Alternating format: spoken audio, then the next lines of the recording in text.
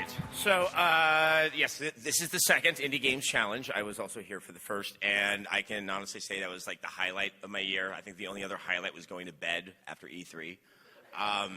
But it really was a wonderful experience, and for all the contestants, I have played your games.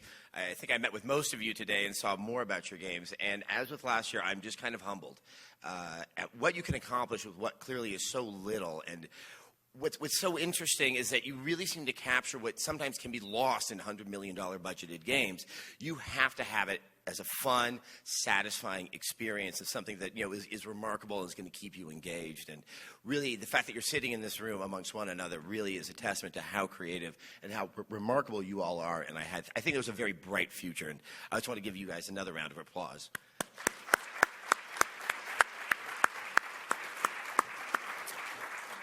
And also for those who are established in the industry, I think the one thing, both on the press side and on the game industry side, that we find greater efforts to get the right attention to these games. Not just the ones here tonight, but the other great ones that are going to be made in the next few years. That, get the word out, and this creativity can be shared out there, and I think it's only going to be healthy for the people who make the games, and obviously for those out there who play them. So the way we're going to do this is not like last night's award show. You see the chairs over there. It's not for decoration. I decided to model it after Inside the Actors Studio, but the chairs are too nice now, so I don't know what television show I'm actually referencing. So I think maybe next year we're going to get a fireplace, and we'll have soft jazz. It'll be like, when Hugh Hefner used to host television shows. So I'm going to call you up one by one. We're going to have a little chat. I won't be playing, Mr. hard question guy. It really is a moment for you guys to have the spotlight and to explain to everyone in this room how you made your game, and they can better appreciate what really is a remarkable accomplishment. So with that, I would like to call up our first game to the stage. I know it's Solace. And I would like to see Daniel Rosas.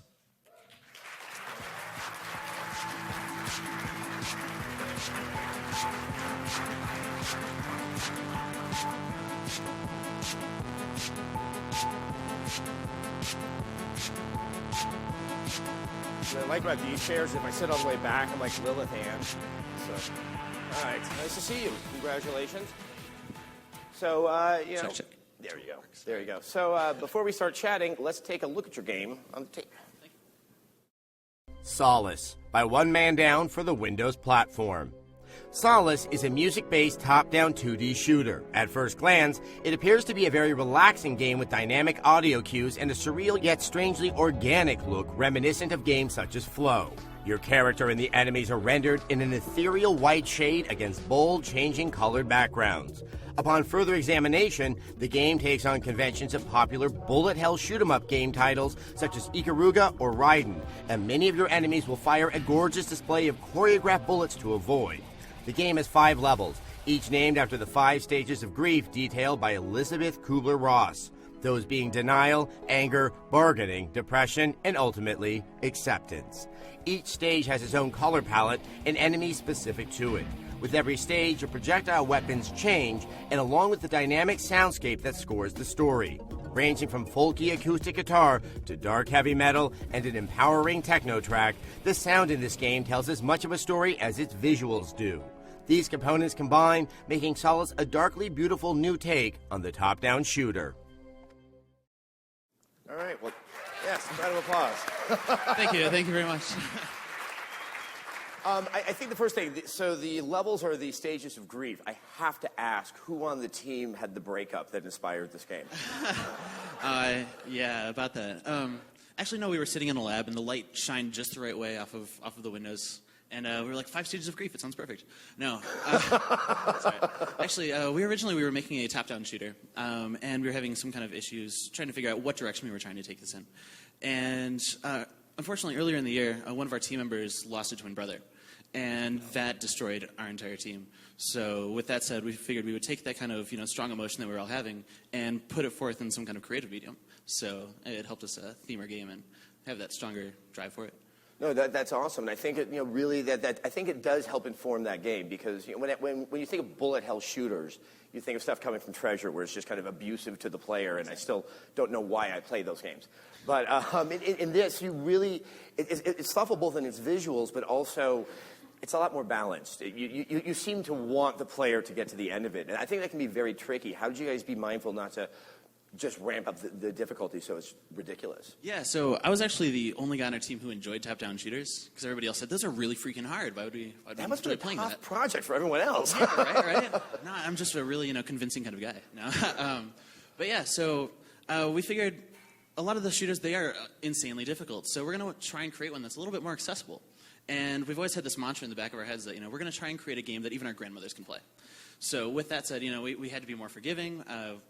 We've done tons of playtesting to make sure that, nothing is ever too overpowering. And we've done a lot with just trying to make sure that the players can enjoy this experience that we're trying to give them as opposed to feel punished by it. As we said in the tape, I think one of the other interesting things is it does start kind of slow. Like, you don't realize where the game is going, and it sort of has this wonderful pacing. How long did you sort of focus on that aspect so it wasn't like, hey, here goes, we're just going to, it's action time? Yeah, right. So the game started as a student project at DigiPen, Institute of Technology. So we developed it for 9 months, and I guess it was more or less the last 3 months where we actually got into the stages of grief and the pacing along those lines. So, yeah, it was just kind of a labor of love. We pushed really hard for about 3 months, play testing religiously every single week, and just trying to make sure that everything was going well. Now, I think one thing that could not be conveyed all that easily in the tape there is the music in the game. It is progressive. It is based upon how you're shooting, and it's wildly different from stage to stage. I mean, you have sort of violin there, and then you have heavy metal during the anger sequence. But you guys wrote that music as well. Yeah, it's all kind of a mix of both. We programmatically create the music, but all the instrumentation was done by Jordan Hemingway on our team.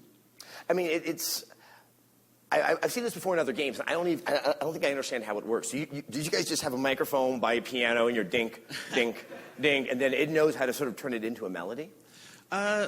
Sort of. We have a ton of different samples that we've captured. Everything ranging from synthetic stuff like and the piano. It's hard to have a piano in an apartment, right? Yeah. But then it also goes into us doing actual live recordings. So like all the guitar that you hear in the anger stage is actually Jordan playing at like 2 a.m. on his electric guitar, waking up all of his neighbors. So you guys are musicians, or the majority of you are? Half the team, so 2 out of 4. All right, so is the music always something you had imagined you wanted to incorporate into the shooter? Yeah, definitely. This is one of the founding things that helped us create our team. We formed solely on the aspect that we want to make a really awesome music game. So that's where we were taking that. Well, it's not just a really awesome music game. It's a really awesome game. Daniel, thank you very congratulations. much. Thank you so much. A round of applause. All right. Thank you. I'll grab your microphone.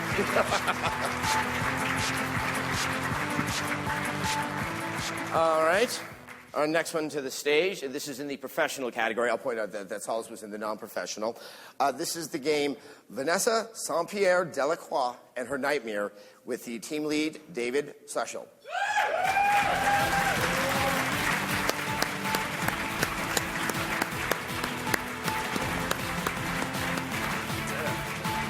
Pleasure to meet you.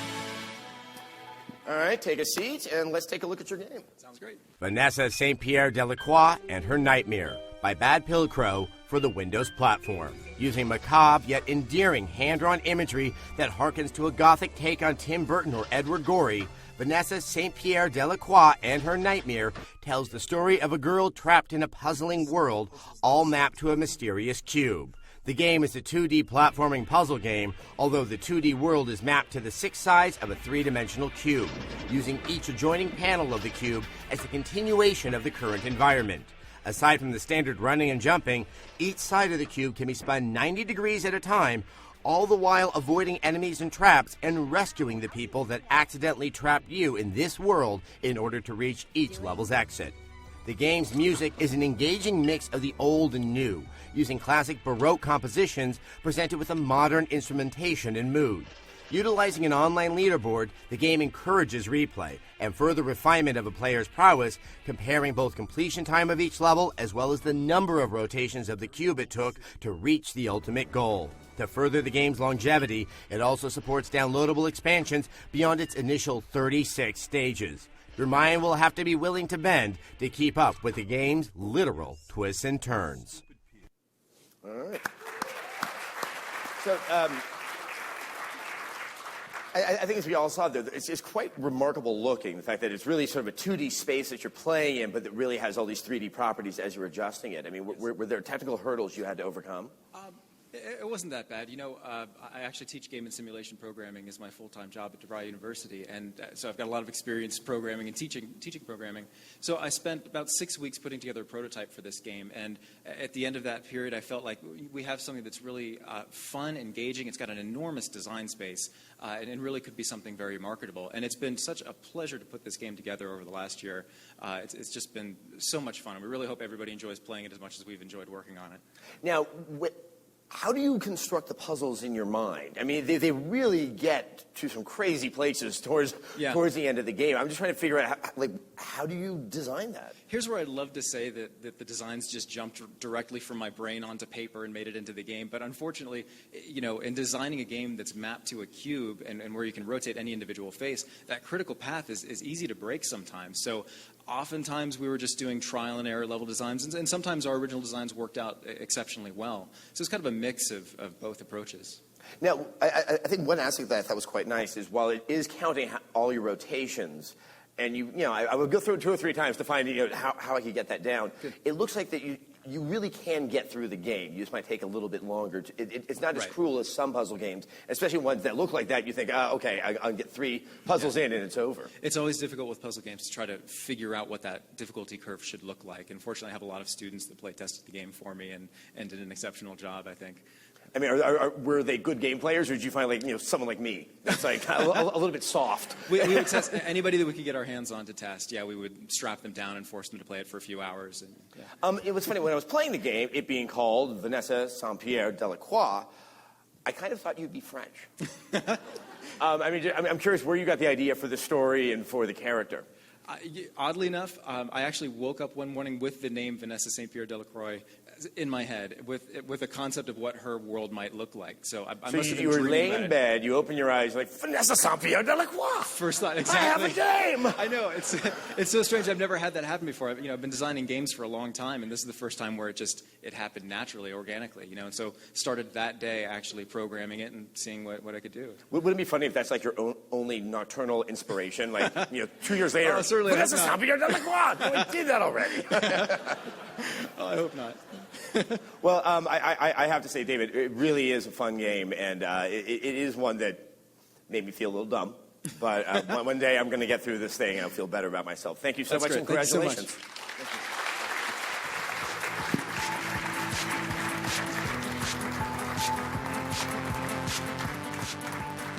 All right, our next game is Subsonic. I'd like to see Nick Pavo.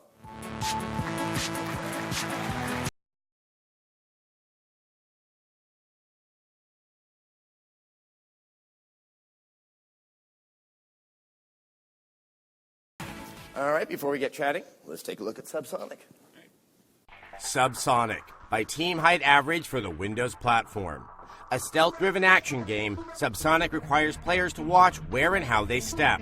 This game places players in the role of an employee of Subsonic, a company specializing in sound-based technologies. As a new recruit, you will have to test out multiple technologies in order to reach objectives without detection by other agents.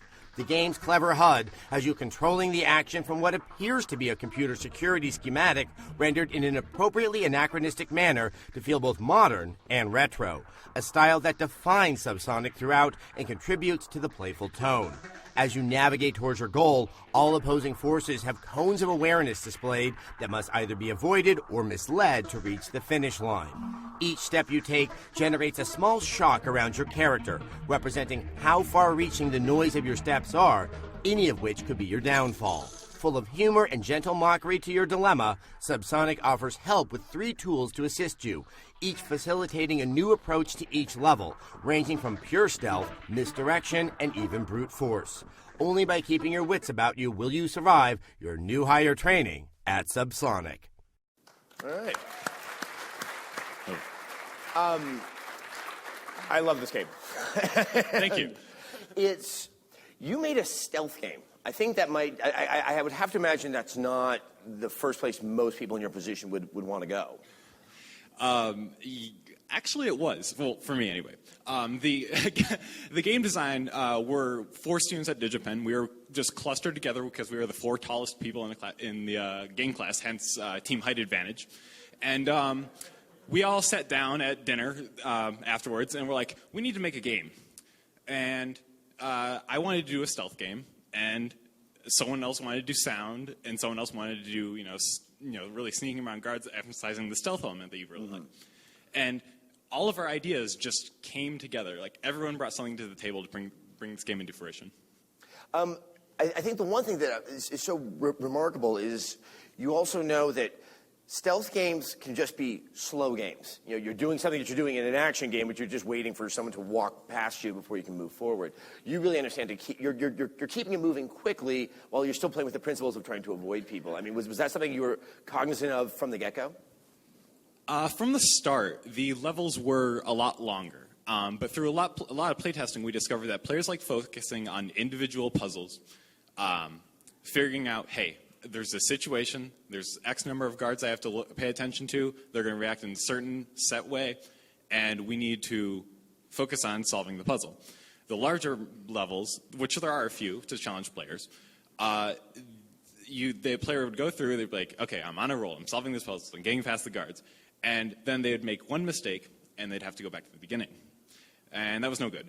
So, we had them focused constantly on small puzzles and giving that aha moment where they figure it out and they can complete the mission. I think it's also really cool that you don't have one way to play it. It's not so much just a puzzle like, I need to figure out what you were thinking of and then I can get past it. But I think there's one very hard map that you said there's 24 different ways of solving it. Yeah, Campaign 1, Level 1, there are, our playtesters have discovered 24 different ways of solving the level, and it's, I believe, a 16 by 14 grid of tiles, and you're given all 3 sound guns. Right. I mean, it doesn't look like it could have that much option to it. It's actually incredible. It surprises me, and I made all the levels many times over, just how many ways there are to solve the puzzles. I mean, I always go into designing a level thinking, okay, there's got to be at least like 2 or so ways to do this. But our playtesters just keep finding more and more, and playtesters just love that. The look of the game, I mean, you went for this kind of simplistic. If you take one glance at it, you don't immediately go, stealth game. You go, it's like, it's got triangles. So you might think it's a puzzle game. Why did you choose to go in that direction? Well, we chose the radar heads-up display kind of look to mostly convey information. It's a stealth puzzle game, since you have to know how the enemy is reacting.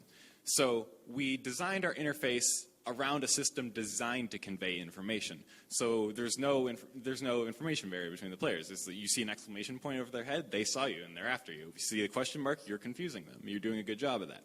And originally, it was just how our prototype looked. And one of our game design professors was like, this is definitely the way to go. And we're like, okay, well, we'll play around with it. And then playtesters just like, wow, yeah, no, this is the perfect way to do this kind of a game. And I think the other way it works that also solves some problems that I've seen in stealth games. There's so many stealth games, it's always nighttime, and it's dark, and you're in the shadows, and I can't see anything. And that actually here, the stuff that's supposed to be dark is actually some of the brightest colors that are on the screen. Exactly.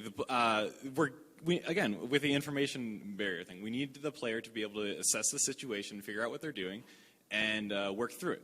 And another part about the environment being very, simple, triangles, squares, and stuff, is you don't need to know the flavor or something behind the environment. You can just go in and look at it from a purely puzzle perspective while still using the stealth action elements. Well, I got to say, Nick, congratulations on Subsonic. It really is a lot of fun. This is when I encourage everyone to definitely give it a whirl. Thank you. All right, round of applause. There you go, Nick.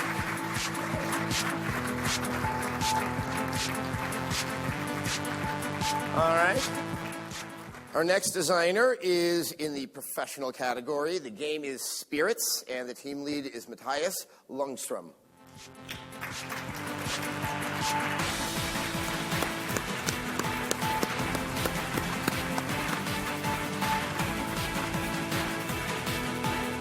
I have to say, it's really novel to be able to call out someone's name and they come to the stage. Good to see you. All right, before we chat, we'll take a look at Spirits. Spirits by Spaces of Play for the iOS platform. Exclusive to the iOS, Spirits is a puzzle game centered around wind, indirect control, and the creativity in which you will use these concepts. Using intuitive controls and a simple gameplay mechanic, you must guide leaf spirits to their destination by using a fixed set of elemental skills. These spirits will continue to walk in a constant direction until acted on by your influence, or until reaching a barrier. You can grant these spirits the ability to manipulate the wind for their companions, dig tunnels, or build bridges of leaves to assist them in reaching their ultimate destination. The game spans across 40 hand-drawn 2D levels, accompanied by a subtly dark orchestral score, achieving a peaceful beauty as you lead the spirits to the goal. Spirits attains a delicate balancing act, as the game is challenging yet relaxing and often hectic but never stressful. This ethereal game innovates in a pleasing, poetic, and haunting new direction of the puzzle genre. All right. So, this game is so pretty. But I'd like to say that this game is a lot more than pretty lemmings, which is clearly, it's kind of an antecedent to the game.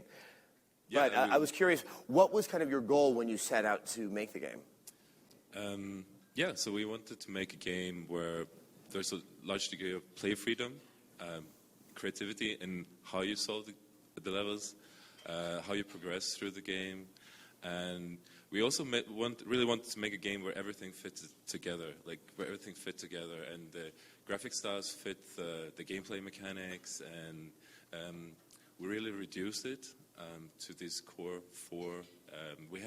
In the beginning, we had many more ideas for actions, but we realized we really wanted to go with these core mechanics instead. Wind is obviously a very, very key element to the game. Wind is not usually something you see in a lot of games because I imagine it poses certain challenges. And, the platform that you're working on I wouldn't think it's the most wind-friendly. How did you pull that off? Was it challenging, or did you know how to do it from the get-go? It was very challenging. It was a huge challenge technically. There was a point where I started writing assembly code to get it to run. I abandoned that, luckily. There was also a problem for gameplay mechanics because the wind adds a lot of chaos to the game. And the earlier prototypes, the spirits would jump off a cliff, and they would all individually land at different places in the level, which was totally frustrating to the player. And that's the thing that we tweaked a lot to make it's a dynamic wind simulation, but it stabilizes very quickly when you change the properties of it. So. How did you plan for the progression of the challenge throughout the game? I mean, we just saw one there where I think it might have been 40 of the spirits there on the screen. I mean, it looks a little bit overwhelming, but it seems to have a wonderful, relaxing flow as it does get harder. Well, the idea is that you, as a player, don't have to... you can experiment while you're playing. You don't have to be precise. It's okay that it's chaotic. So it's okay to fail, but you're still going to get to the end by just doing stuff. I like that. I think I need someone to say it's okay to fail to me once every morning. So thank you very much for doing it in the form of a game. As I said earlier, it's a really pretty game, and I think that really adds to that kind of calming quality. I mean, was that the look you had in your mind in the beginning, or is it something that you all worked on over time? That was also a really, really long process. We had a lot of different art styles that we went through before we came up with this final. We were black and white for a while. Oh. We were in a large green forest with ants for a while.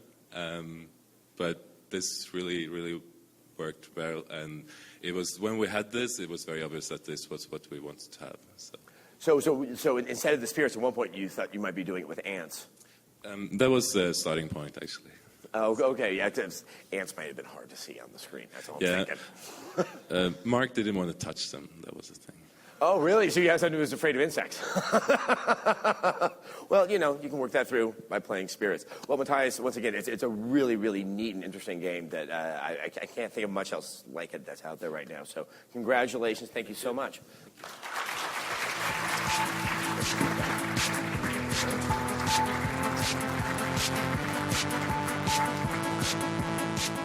All right, our next designer is in the non-professional category. The game is called Cube, and that stands for something, but I can't remember, so he's going to tell me when he comes up here. Daniel Da Rocha.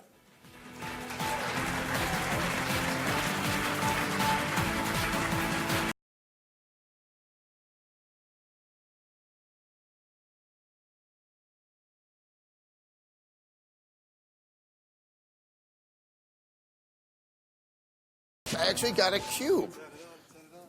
Down here at the bottom. See now I can feel safe at night when I sleep in the dark. Thank you so much, Daniel. Before we hit the video, Cube, I've been saying it like a mantra all day since we talked earlier, and then I forgot it once I got up on stage. What does it stand for? Quick understanding of block extrusion. Quite a mouthful. Yes, it is. Cube is slightly easier, but let's run the tape and show everyone what it is. QUBE, Quick Understanding of Block Extrusion, by Toxic Games for the Windows platform. QUBE, or Quick Understanding of Block Extrusion, is a first-person puzzle-solving game where you must use your environment to overcome obstacles holding you from your next location. The environment will also be your greatest weapon against any creatures you come across, assuming you've got the brain power to make your abilities of moving cubes work in your favor. Cube takes place in a clean white world made entirely of cubes, with sharp accents of primary colored interactive cubes that you can manipulate using a special pair of gloves attained at the beginning of the game. Different colored cubes have different interactive qualities. Red cubes can be pulled to jut out from walls or pushed in to join them. Blue cubes store the potential energy you create by pushing them in, becoming a springboard when you touch them. Yellow cubes move as a cohesive set. By using these rules, you can overcome barriers and take out opposition in your way. Puzzles vary from simply getting to the next room to removing any threats to even generating a 3D jigsaw puzzle from movable wall segments. All right. What does this stand for again? So you set out to make a first-person puzzle game with platforming elements. I think you aim too low. I mean, did you kind of know that you were getting into a space that, where few major designers actually dare to tread? It started off as a student project. We were inspired, I don't know if you've heard of the room animation. Yes. Yeah, cubes. And it was in a presentation in university. And it was a spur-of-the-moment thing. We had some crappy stealth game we came up with, some idea, and then I thought, why not go with this cube idea and see what we can do? And then, it turns out. I was like, okay, we're going to have a stealth game. We could sell that. No, let's make this about cubes. Yeah, cubes. like That's that, it. That's where we're going to go. Well, and I think we're actually better for it. How did you sort of start to evolve the idea of having sort of the different colors, having the different objects? Did you start with that and then try to build the puzzles around them, or did you feel that the puzzles you want to make required that kind of rule set? Yeah, we came up with the cubes first. We said, like, the red cube, what could that do? And built them on that, and then built the puzzles around those ideas. And just brainstormed quite a lot and came up with loads of different varieties. So about how many puzzles do you think you have in the game? Probably about, at the moment, 30 odd. And how many do you think you actually sort of had worked on over time and then kind of called out because they were too hard or they didn't work? Probably at least 20 different styles, but a lot of them are repeated, but, more harder as you go along. Now, obviously, as I was saying, when you're playing from the first-person perspective and, you're doing jumping at times in it, how did you sort of be mindful of all the problems that might bring about? We at the time, we didn't really think about it, but then a lot of people played it. They struggled on those parts, but they found the puzzle solving much more fun. So it's definitely satisfying, when you're like, hold on, I got it. Right. And that's what I wanted to get to, because it really turns into a fascinating game once you have all the different colors available and you can just go kind of wild with building those puzzles. I mean, what was that process like? And I imagine you could have done some really nasty things to the players if you wanted to. Yeah. There is a section where there's a wall of time cubes, and you have to jump up, and we're getting rid of that because. If someone fails on that, do you sit in the back of the room and kind of cackle quietly to yourself? The guy that designed it does. Yeah. He's like, oh, why? But no, we build the progression up, teaching them each cube, and then combine everything together. So now the very nice kind of clean look of the game, was that what you always started out with? It seems like it really helps for you to identify what the puzzle is and how to go about solving it. Yeah. As soon as you see a red cube, you're immediately attracted to it.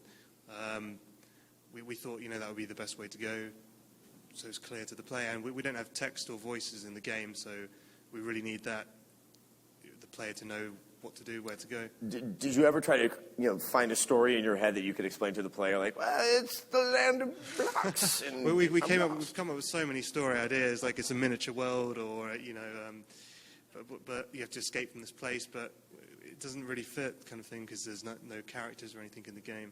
It was just like, hey, it's a puzzle, solve it now. Now. Pretty much. Well, I have to say, nope, I forgot what it stands for. Quick understanding of block extrusion. Well, yeah, I'll just play the tape a few more times. Yeah. Thank you so much, Daniel. Thanks a lot. Congratulations on the game.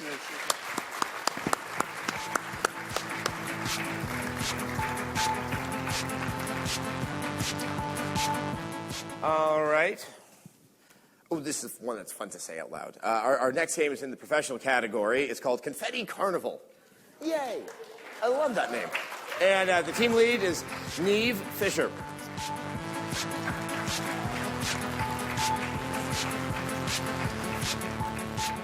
All right, this is good because this is going to make me smile. So let's take a look at Confetti Carnival. Confetti Carnival by Spiky Snail Games for the Windows platform. Confetti Carnival revels in the visceral glee of making a spectacular mess. The game puts you in control of lovable, blobby characters known as splatters. Splatters are semi-suicidal in that their favorite activity is exploding confetti bombs, generating colorful displays of confetti-fueled explosions, all attained by launching themselves at high speeds into them and ending their lives for such an extravagant display. This action and puzzle title has a clean and colorful style that is fun to watch. Each level is comprised of a single 2D screen of splatters, confetti bombs, platforms, and barriers, as well as various collectibles to increase scores, combos, and style points for your explosions. The splatters have a natural and fluid movement about them, and the gooey physics are reactive enough that no two attempts at a level should ever play out exactly the same way. As the game progresses, you'll gain access to new stunt abilities to further shake up your methods of igniting the confetti bombs and amass showy combos along the way. Regardless of your playstyle, the game remains approachable for both the reckless players as well as the extremely calculating and deliberate. All right. I think I now know what I like about this game. It's all about destroying yourself for others' entertainment. That's got to be where the appeal is. Self-sacrifice. Where did the idea come from? Do you like sludge and blobs? Well, actually, we kind of experimented for a full year, just trying to come up with the final game as you see it. So we've gone through a lot of different stuff. We just knew that initially we wanted something that feels a lot like a toy, that you can just like play around with it, and it's very responsive and it's very visceral in the way that it moves. And I have some experience with physics-based simulations, so I really wanted to bring that kind of elastic things to it, but it was basically just due to a lot of iteration. Now, it is clearly a physics-based game, but you decided to make at the core of the physics like kind of a viscous fluid, which obviously that's not as easy as, say, physics of, blocks or cars. Well, all physics simulations are kind of challenging. I happen to have experience with that specific kind of simulation, so I just thought it would be a good chance to take it into gaming. Do you think it kind of it opened up sort of new possibilities because you don't have such a clear form, and that as it's flying through the air, it's kind of changing its shape, that added gameplay elements that you didn't anticipate? I think it adds it opens up a great. The possibility space is just very, very vast. A lot of things can happen, and really no two play sessions are exactly the same because everything can happen. Any slight change can change the outcome of the simulation. So basically, it's about responding to what actually happens rather than carefully planning what you want to do. And it's so sort of playable. I mean, there really is this kind of like, once you launch them, you're getting a quick response. It just seems to have this constant sense of satisfaction, even if you're not doing what you want to do, because just things are blowing up and going.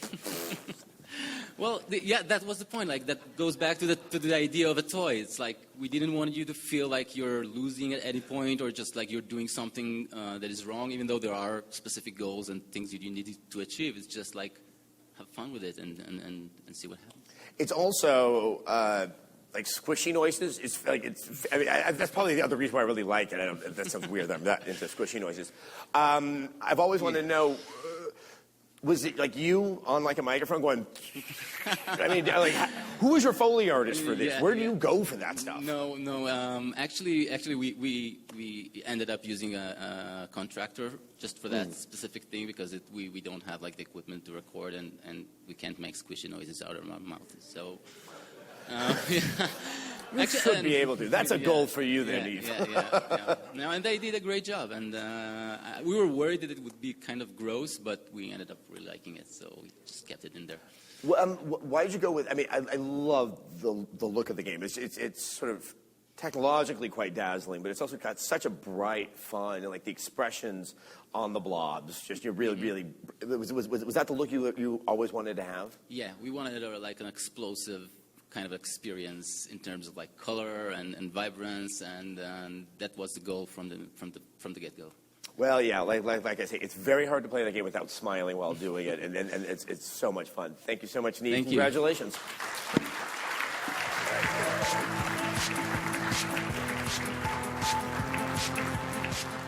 All right, I thought we'd break things up by announcing a winner. Not one of the big winners at the end, but it was for the Gamer's Choice.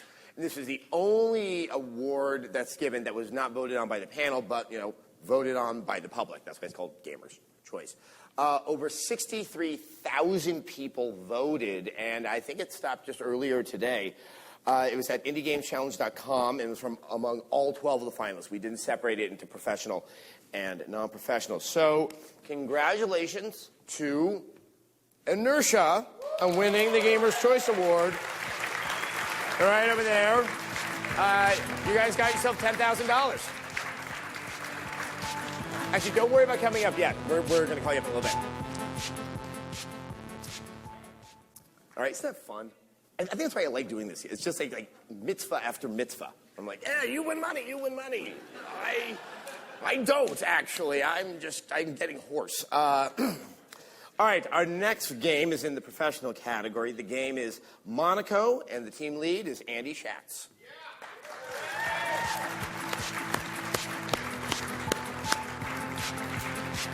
Hey, good to see you. All right, before we travel to lovely Monaco, well, let's take a look at lovely Monaco. Monaco, What's Yours is Mine, by Pocket Watch Games for the Windows platform. Described by its creator as Pac-Man meets Hitman, Monaco is a new take on the top-down cat-and-mouse game. Using a simple yet very colorful overhead design reminiscent of looking at building schematics, you and up to 3 friends can cooperatively break from prison, explore landmarks to find and claim the loot, and make your stealthy escape. With an intuitive line-of-sight gameplay mechanic, you must be very careful to avoid guards, which can often be challenging considering you won't see them until they can see you. Using 4 different character classes, each with different skills and powers, you'll have to work together to avoid detection, use attention from guards to your benefit as you progress through the often maze-like maps, all designed after real locations in Monaco. Cooperation is key to making it out alive, as the guards will not hesitate to take you out on sight.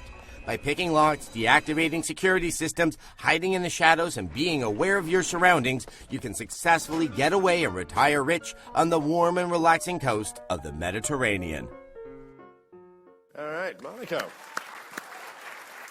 So, it's funny. We were looking at Subsonic earlier, and really this is also a stealth game, but one where you as well knew don't make it slow, and I'm just waiting around for a guard to just kind of take his thumb out of his bum. And can I say, you're a really good copywriter.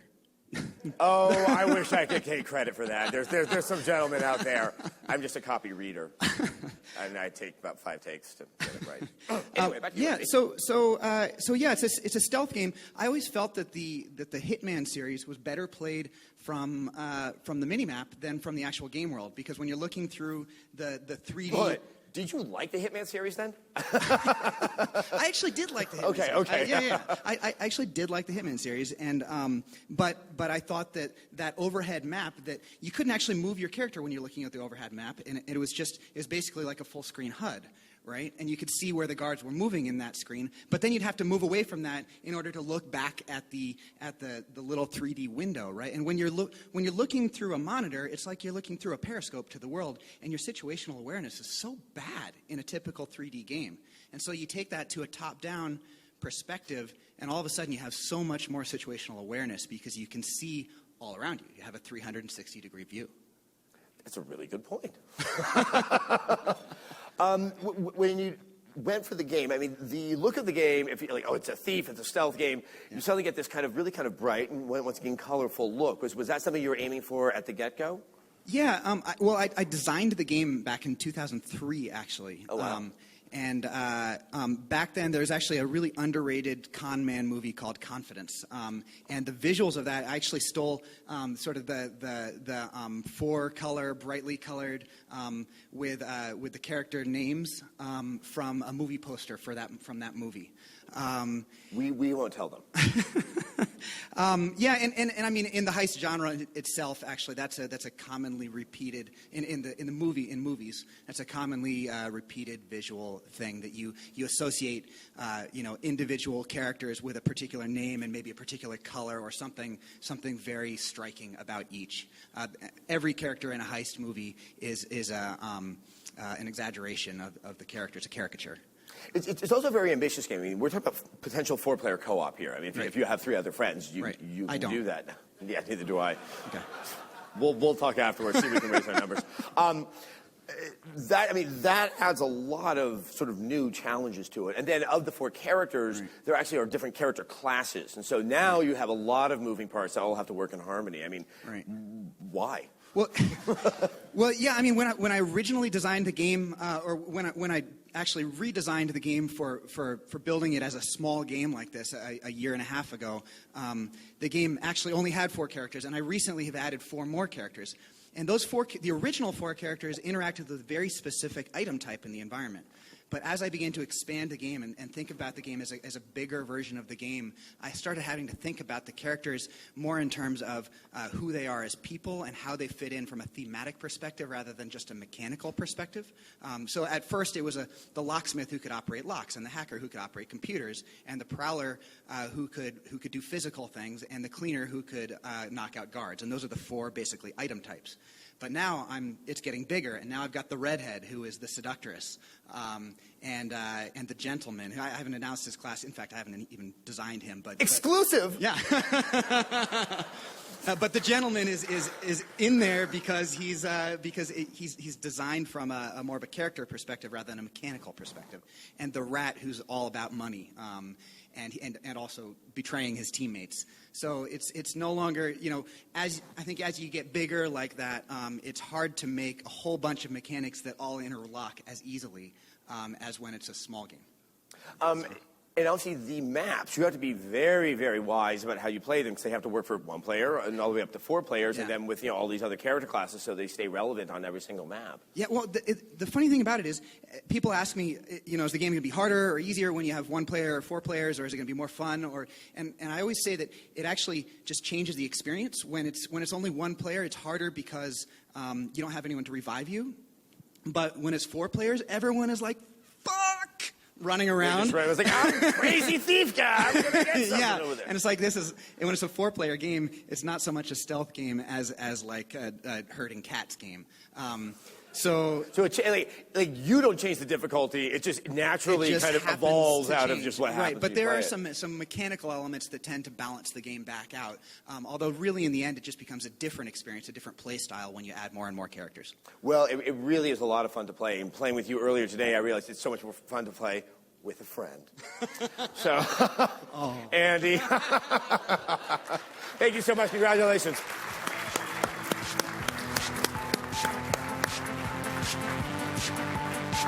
All right.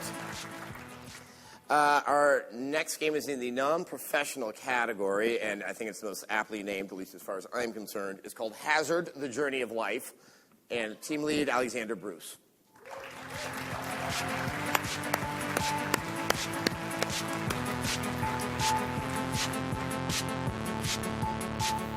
Yeah, I couldn't find you out there in the crowd. I don't know how. The name of this game definitely raises some eyebrows, so to help further explain it, let's take a look at Hazard. Hazard, Journey of Life, by developer Hazard for the Windows platform. In this first-person exploration game, nothing is quite what it seems. Hazard appears to be very simple, with its clean white walls and wireframe style appearance giving off a nearly cel-shaded aesthetic. Occasional splashes of color or unexplained interactive phenomena accentuate the strange, sterile environments you find yourself exploring. A self-proclaimed MAWPFPSPEPAG or multi-award-winning philosophical first-person single-player exploration puzzle art game. Hazard utilizes lateral and logical thought to guide your journey to eventual enlightenment. Despite being from the first-person perspective, it isn't a shooter and there are no enemies to kill. Instead, there are intellectual barriers and puzzles of perspective that you will need to work through or around in order to reach the game's conclusion. Playing with perspective, you'll find that the world is constantly evolving. Floors will dissolve and hallways may change behind you. The game won't hold your hand through any of its challenges, but it is through the struggle and discovery that you will find the game most rewarding. All right, Hazard. This game is fascinating. I mean, it's like you looked at what a normal game is, and you ran in the opposite direction as quickly as possible. I mean, even from the very beginning, you're tricking people into doing the right thing by getting them almost kind of like confused and frustrated. You know, I'm not Valve. I'm not most of the developers out here, so I figured it was best if they could compete with each other and I'd sort of just get as far away from all of that as I could. And the quickest way to get gamers to stop trying to blast through all of these corridors is to make that stop them and end up back where they came from before. So I really needed to break down their expectations of how a normal game works in order to then make this game that was all about discovery and understanding. I mean, how did you even start to build it out in your head? I mean, it is. I mean, you're showing it to me earlier today, and like I was like, whoa, that vein is doing the throbbing. I don't even know how you envisioned this. Okay, funnily enough, I don't do drugs, so that's not the answer. It was a very iterative process. I had a whole lot of things that I found interesting, so I would combine them all. I mean, I like playing games like Metroid because I like the exploration aspect. So I made a whole heap of individual puzzles and put them into one world. And then I would playtest it, and I would find out what things players found most interesting, what most of the players would do, what most players expected would happen, and then I would work out whether I wanted that knowledge reinforced or whether that was some kind of expectation from a conventional game that I needed to break down so I could teach some other lateral system. I mean, is this stemming somewhat from you playing a lot of games, clearly, and just noticing this kind of disappointing pattern emerge time and time again, or that we've all lost something maybe from games of an earlier era? I've been playing games for 23 years, and so to me, I can look at games from back in the Super Nintendo era, and I'll see something in the Nintendo 64 era or the GameCube era, and looking at things from a very mechanical way, I'll say this is kind of the same as what we were playing 10 years ago. You know, I don't fall into a lot of the hype that that a number of other people do, and so I figured I would use some of that to really try and create something new. Oh, and it definitely is. Now the aesthetics of the game alone already seem to say, okay, this guy's doing something very different. I mean, how do you, in your mind, how does that look sort of integrate directly with how the game plays? The very minimalistic look is fairly necessary for the completely abstract puzzles that the player is doing. I don't want the player getting lost in too many details of the world, but by the same token, every detail that I put in has to be significant. If I put in something that I think looks cool, but can keep players focused on it for too long, that's something that needs to be removed. So what's sort of your objective for how the player is supposed to feel at the end of the game, or what they're supposed to take away and hopefully be a better person? Some people have said that this is very much like a designer's game, and part of that is true. The player is meant to look at it and say, all right, now I can appreciate something a little different to what I used to like about games. You know, I want to now try and explore games that are more indie or more artistic, etc. And from a designer's perspective, I wanted people to look and say, you know what, this has some cool mechanics in it. I don't know that I necessarily, like how they were portrayed here, but we could really use that over here. It's about trying to expand the field of games. No, it's a fascinating deconstruction, and really, it's fun and a trip to play. So Thank you so much, and congratulations.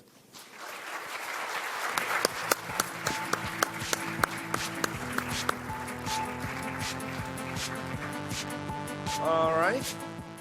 Our next designer is in the professional category. The game is Vortex 2, and the team lead is Saab Josa.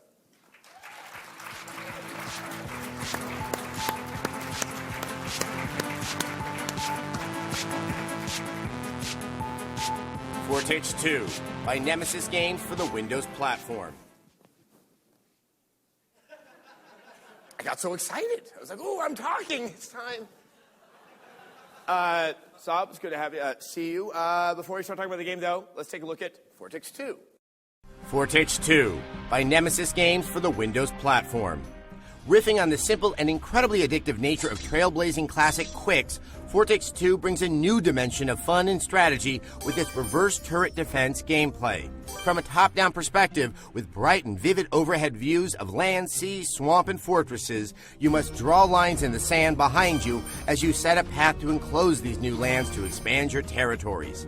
With every step into the unknown, you will draw the attention of enemy turrets and fantastic creatures possessed by a dark magic, all out to destroy you and your scouting efforts.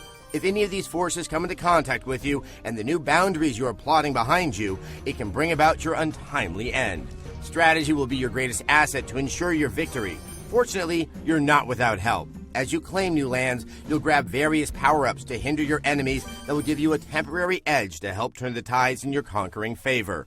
This casual game is extremely easy to pick up, difficult to master, and even harder to pull away from. All right. So, you were inspired by a game like Quicks, correct? Is the name of it? It was that type of game where you cut things out, which kind of started in the 80s and pretty much died in the 80s. I mean, you guys erected a very old style of game. What drove you to do that? The thing is that actually we played Quicks when we were very young, and we just loved it, and we kind of. We loved the old C64 type of games, and we really thought about all those old, really, really old games. Yeah, I mean, these are almost 30-year-old games, and I was 20 when I played them. I'm sorry. I'm sorry. I feel bad. Now, these old style of games, obviously. Back then, they were very limited. There really wasn't that much of how you could manipulate the form, but you've done a lot with it. I mean, how did you sort of hone in on how you can take that gameplay element and really build on it from level to level to level? The game is called Vortex 2. It's because there was a Vortex 1. And oh, you're so clever. And Vortex 1 is a much simpler game, and we, even though we put a lot of thought into that game as well, but at the end of the day, it got published, and we got lots of user reviews, and they told us that it is a simple game, and so we thought about it a lot again, and we spiced it up with lots of stuff. And it became so hard that even we couldn't finish it. So we kind of decreased the toned it down. we toned it down. And so that's how basically Vortex 2 is ended up. Now, as the game progresses, it just seems to throw in sort of more enemies and sort of more complex, I guess, geometry there on the map, and that you first think that you need to cut out every single aspect of it, and that actually can work to your disfavor. And you have to be very quick in your mind and very strategic very quickly. Yes, that's part of the game design, is that you really have to thought about the way you are approaching every level. And to be very honest with you, I'm kind of surprised that I'm sitting here, because the build that we submitted is not even an alpha. It's more like a gamma version of the game. And it's like we have so much more stuff that we put into the game. And I mean, we already thought about those stuff, but we just didn't have the time to put in there. So if you play the game today, and yes. That's the levels are even more complex, yes, and yeah, we have so much more stuff in the game than Yes, what- yes. I had them show me the final level, and it was like a mad scientist mind must have came up with something like this. But it's also got a very nice, clean look, and that's something else that you changed from the first Vortex game. Yes, it is. As you mentioned, it's a casual game. We want basically everybody to have a good feel to it and have no real problem playing it. And the first game was total disaster in that sense, because we had an artistic expression of watercolor painting kind of stuff, and that didn't fly well with the audience. Everybody thought about it as a more serious kind of thing, and they got really frustrated of the game, and so we decided to change it to something much more fantasy. That's what we call it. It's very easy to read. As complex as the game is, that's so essential. And I gotta say, the game is just plain compulsive. I mean, it's like, oh, I'm gonna play this for 5 minutes. 2 hours later, I'm like, I'm gonna draw a triangle and get that right over there. So yes, it's a lot of fun. Congratulations. Thank you very much. All right.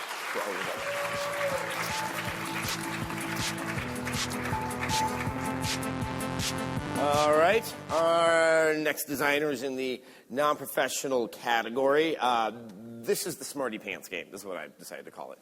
It's Simon, and we're going to talk to the team lead, Sam Marshall.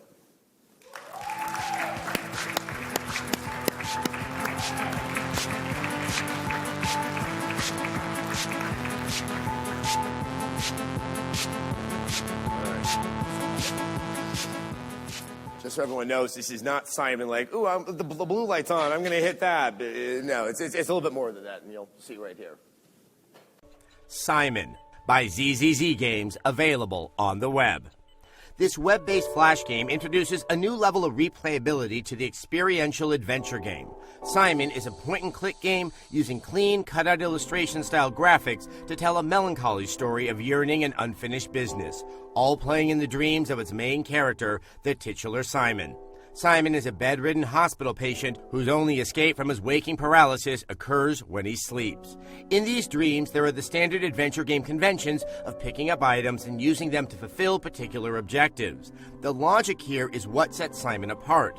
Given that the game takes entirely in the mind of a dreaming man, standard worldly rules do not apply. Emotions dictate more than one would initially want to allow under the surreal and sublime rules. By adjusting your standard adventure gaming mind muscles, you can start to think in a more abstract and obtuse manner, which Simon requires.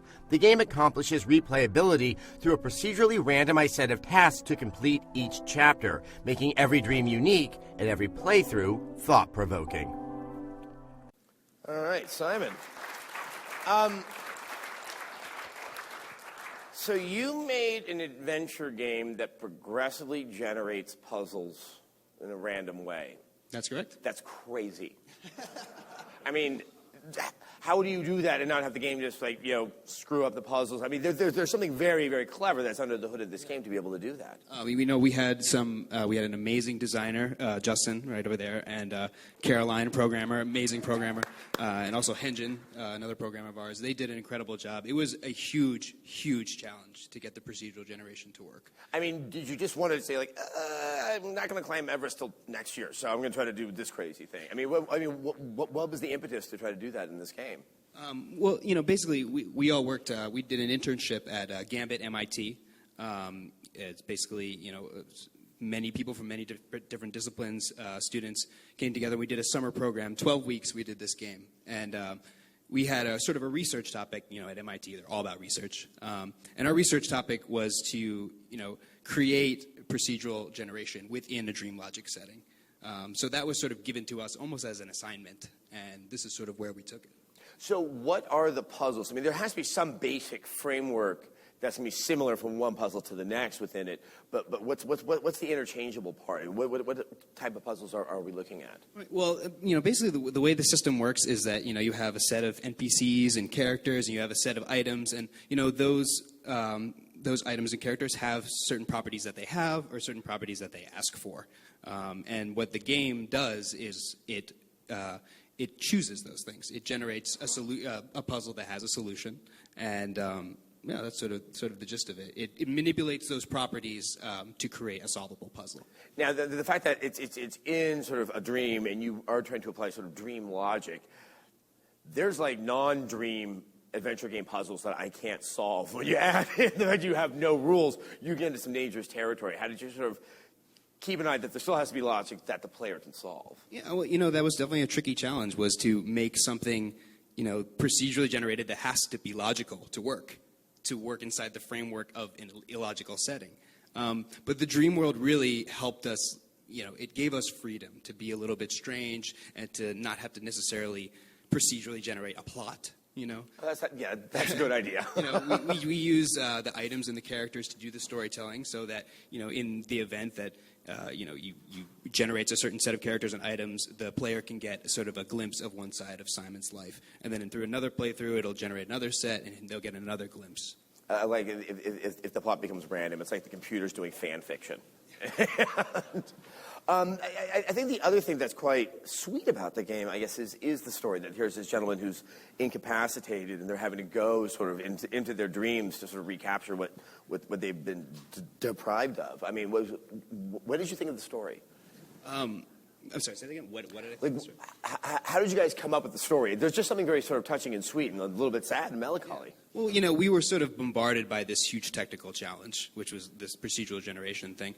But we wanted to have a game that, players could relate to and that had like an emotional backing behind it. And, we spent the first week of design literally just ideas. And, we had a huge wall full of ideas, and we just filtered through them. And we all agreed that the current Simon story was the one that we all resonated the most with emotionally. Yeah, I mean, it really is a remarkable and very unique game, and congratulations. But don't get up. Ha-ha, you have to sit there. Ha-ha, Sam, I gotcha. Now, we would like to announce something, but I'm not going to do the announcement. I would like to bring up and invite to the stage the co-founder and CEO of Congregate.com, Jim Greer. Go.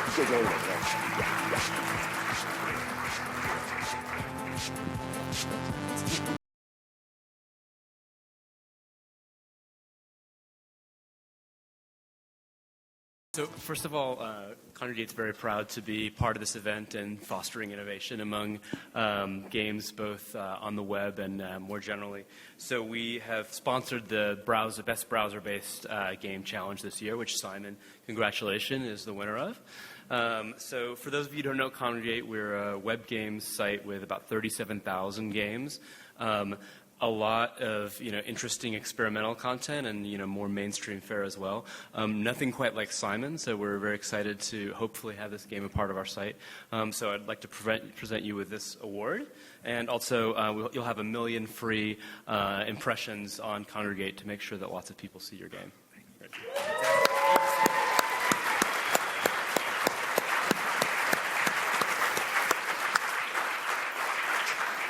All right. Our next game is in the professional category. This is the one I haven't heard about. It's called Limbo. And yes, it's Limbo. And Dino, Patty, if you could come up to the stage. Limbo by Playdead. All right. Have a seat. Thank you. So I can learn more about this game. I think we'll take a look at the clip that we have right here. Limbo by Playdead for the Xbox Live Arcade platform.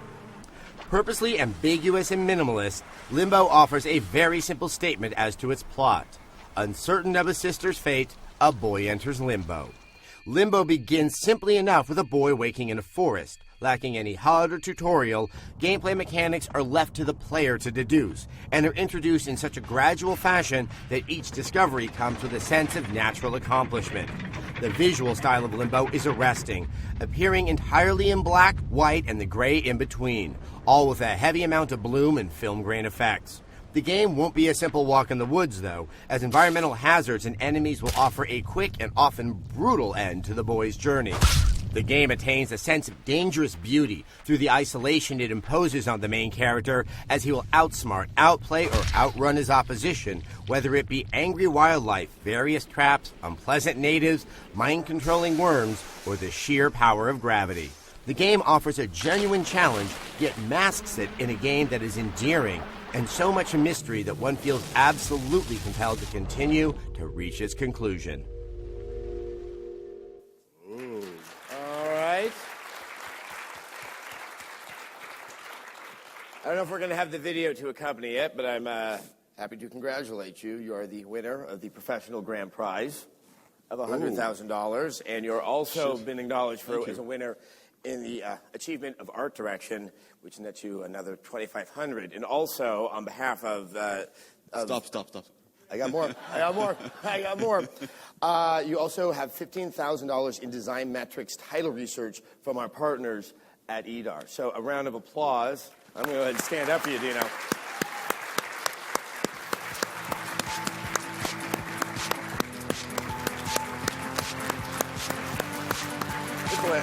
It's Limbo. Thanks a lot.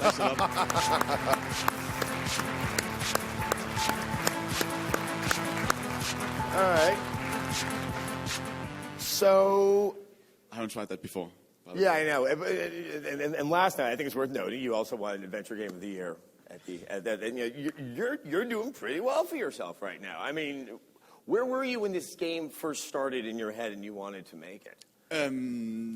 First of all, this was a big team effort. This was sadly not me who got the idea. I would like to take the credit. It was my partner, Arndt, who got the idea. And literally, he was in the basement for 2 years. Conjuring this, I don't know. You know what? I can actually see how that game can be conjured in a basement. I'm staying there for 2 years. It's like, the kid's head is off. And him and I met, and we shared a lot of the same visions and the same passions, and we just decided to have this out no matter what. At that point, we didn't know anything. You know, we were actually in his basement, sitting in front of his bathtub, which he hasn't installed because he hadn't time for it. Sitting and finding out, how to get money, how to, who to talk to, how to get talent, how to, get filled with it. Being too busy to install the bathtub, it just sounds so desperate. I think he had a shower, actually. So. All right. Okay, that sounds a lot. That was my follow-up question. Yeah, exactly. That must have been a tough working relationship for a while. The game, I mean, obviously it is something of a small sensation. It may actually be a big sensation. There's so many elements that just kind of quietly work together. The sound design, how the visuals work, and that it seems to work well with these puzzles, that it's just the puzzles just kind of quietly sit there as you attempt to solve them. Was there an overarching philosophy to like how you wanted this game to be conveyed? But first of all, I think one of the keys was the direction of Arndt. And some of the other one was, we had our editor, was really nice. We could actually see all the level. We could write messages in it. We had actually all our documentation in our editor. We could swap levels around. We could test all levels. We could actually play while we edited. And we tested a lot. We had 150, we call them tissue testers. We just tried the game once. Because when they tried puzzle once, they could solve it. So we had to use a new one. What was the original question? No, you did a fine job on that one.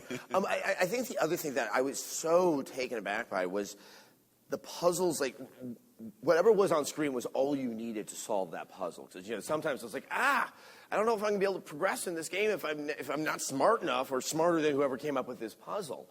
But I became very confident that, okay, whatever is here is all I need to figure it out. I mean, how tough was that to sort of restrain yourself so you didn't overwhelm the player? That was definitely one of the key concepts, to have everything in a very small place. And we also, we joked around every puzzle, we only wanted like 2 key elements. If it was 3 or too much, right? Because in the beginning when we said that, it was really hard for us to imagine, how could you create a puzzle with 2 elements or 3 elements? It sounded possible, but when you really, bend our mind around bend our minds around it. You know, it became possible. And we have one talented guy. We have a lot of talented guy, but we have got a talented gameplay designer on the team, which really mastered this. You know. Now, obviously, I think the other, I'll just say, ballsy aspect of this game is you have this very compelling visual environment, but then you refuse to explain to the player why it exists, why the boy is there, and what's really going on. I mean, you almost, I mean, it's a very dangerous tactic that works beautifully here. I mean, did you ever wonder if maybe you should have a more formalized story in it?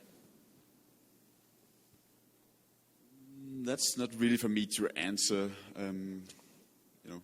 Okay. One day I'll find out.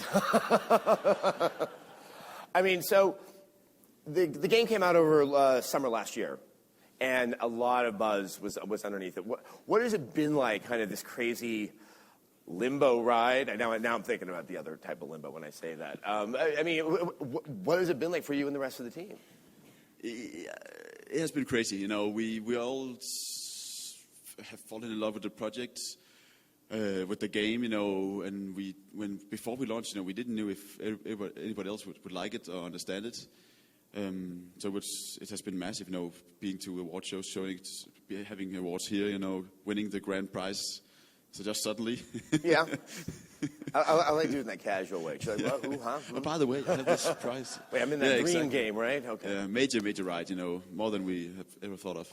Well, I mean, I have to say that it was an incredible game when I played it back over the summer. I think many people in this room have experienced it. I think you deserve this award and all the others you have gotten and probably will get going on in the future. Once again, congratulations to Thanks. you and everybody on your team. Thanks, There you go.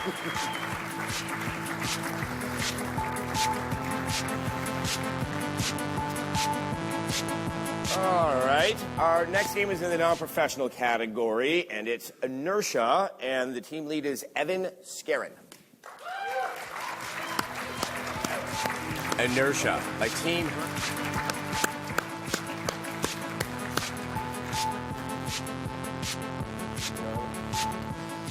Yeah, when I saw it was called Inertia, I thought it was about my career, but apparently it's not, and this is why. Inertia by Team Hermes for the Windows platform. Newton's first law of motion essentially states that an object at rest tends to stay at rest, and an object in motion will continue to move in uniform velocity until acted upon by a resultant force. This principle is what guides Inertia, a side-scrolling game taking place in the reaches of space on a decaying space station full of dangerous obstacles. You must master your inertia to fluidly string jumps together and maintain trajectories to reach your destinations. By not having any enemies or attacks to be concerned with, the game is entirely based on clever platforming and well-timed jumps to deliver its challenge. Environmental hazards are the primary concern, such as exposed wires and flaming exhaust ports to be avoided. After completion of the main campaign mode, the levels are available for speed runs and backwards exploration, encouraging replay. Inertia uses a clean, simple art style along with a minimalist soundtrack to showcase the core mechanics and engaging level design. Inertia introduces a simple and elegant new twist on the platformer. All right. Hey, Evan. You're the winner of the Technical Achievement Award for Inertia, which gets you guys $2,500. You're also the winner of Achievement in Gameplay, which gets you $2,500. So we're at $5,000 now. Let's add to that, you're the grand prize winner in the non-professional category. You get $100,000 for you and your team.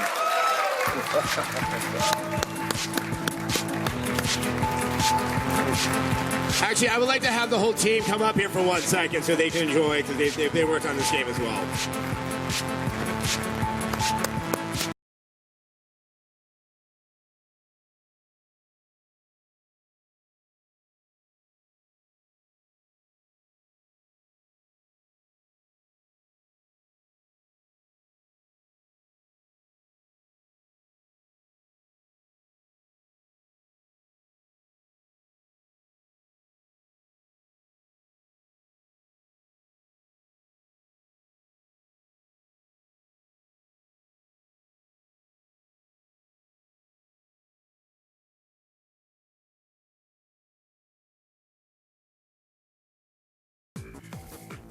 So where were we? Oh, that's right. Inertia. This game is a lot of fun. I've Thank you. always been a fan of platformers, but here you have a platformer where you're de-emphasizing the jumps. In fact, you're trying to jump as little as possible. You're fighting against the basic principle of the genre. Yeah, Why? yeah, definitely. Well, I mean, for us actually making this game, to understand kind of why we went this direction is just being students from the Guildhall at SMU. There was a set curriculum that we had to follow, and that included having a specific engine that we had to use. And so we were kind of stuck being in the platform genre. And we knew, there were 10 other teams that we were split up with. And we knew just listening to the other ideas that other people had that, we didn't want to just do the general platform where you have, enemies that you have to take out and whatnot. And we knew we wanted to do something different. And so that's why, or that's generally how we came up with the inertia mechanic. It was kind of just a lot of brainstorming sessions, and it really wasn't us saying, we're gonna do something specifically different than everything else that's done in the platform genre. What is the engine that you used, and did it help you get the inertia mechanic, or was it actually more challenging to do the inertia mechanic? Oh no, it was definitely more challenging. We used torque, and then we ported it over to XNA. It was actually, we originally wanted to have 4-way gravity, and that was not supposed to be done in torque, and we were able to pull that off. Or in life, actually. Yes, no, that's very true, very true. But we ended up, one of our professors, suggested that might be a little more difficult than what people, or a little more challenging than what people might expect, and so we made it 1-way gravity.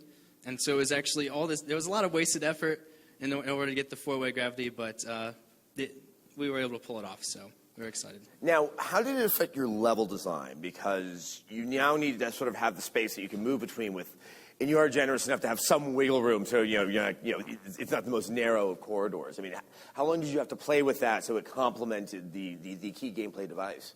Okay, well, the programmer on the team, Will Swanick, he actually created a little engine for us to play around with in terms of really having rapid development of levels. And so we just started coming up, with as many levels as we possibly could, trying to figure out how to really make this inertia mechanic work. And, that's kind of generally the foundation of our level design. And then we decided, where do we want to start with this level, and then how are we going to build up in difficulty in terms of the mechanic itself.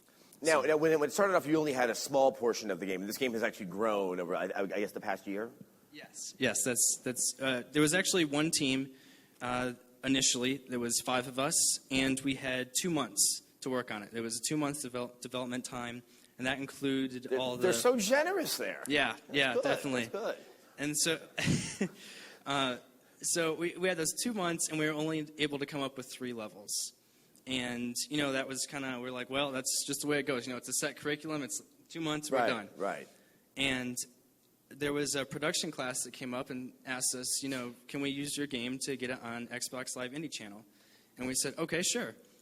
And so we mentored them and discussed things with them, and they were able to make, 6 more maps, and as well as new gameplay features, speed maps and whatnot, and we released it. And so it was 2 teams, 8 people all together. So. Yes, that's right, because you can do the reverse levels and you have the speed maps, which I haven't even ventured to try yet, because I've heard that you guys timed the level and you're the guys who made the game.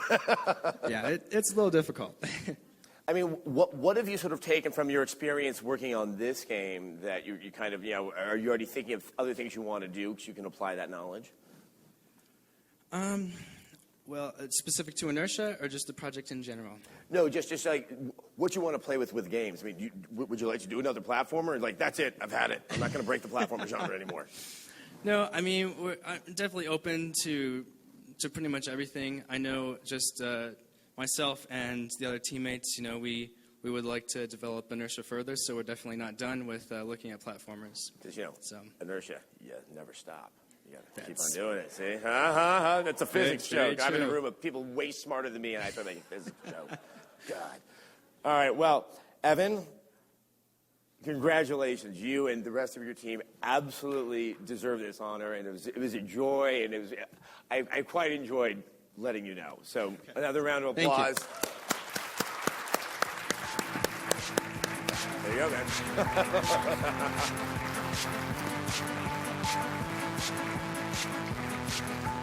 So, everyone, thank you so much for coming out. I hope you enjoy the evening as much as I enjoy talking to everyone.